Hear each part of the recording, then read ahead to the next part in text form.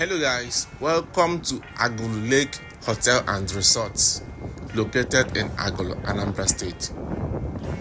This place used to be Golden Tulip Hotel, but the name has been changed by the current governor of Anambra State to Agulu Lake Hotel and Resorts because they want to carry on more development here and develop the lakeside even more. So I'm going to show you around this hotel. It's a very massive hotel, one of the biggest and one of the best in the state.